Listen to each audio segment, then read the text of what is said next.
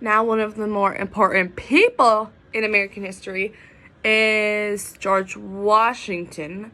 More specifically, the accomplishment of him becoming the first president of the United States. So like I said, everybody knows the first president of the United States, George Washington. And he was elected into presidential office in 1789 and did serve 2 full 4-year terms until 1797. So the reason George Washington was selected, voted on, whatever, as first president of the United States was because he was so highly looked up to and so influential. And this becomes evident because of his role of commander-in-chief of the Continental Army during the American Revolution War. So it's something where he's been involved in the military for a while. He's been involved in the government for a while. And he was seen, honestly, as a hero. And so because of his leading of such a large victory over the British, he was seen as a large hero.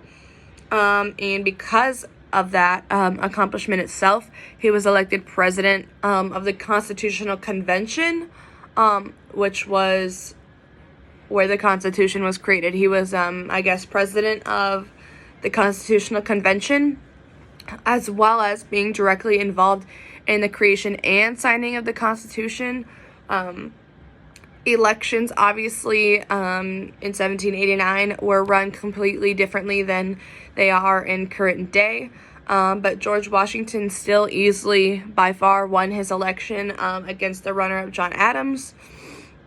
And as the first president in the United States, he did establish many, many awesome things that are still used today, including he establishing the first ever national bank, as well as nominating the first ever Supreme Court justice. And George Washington is also responsible for entering the Bill of Rights into the government as well.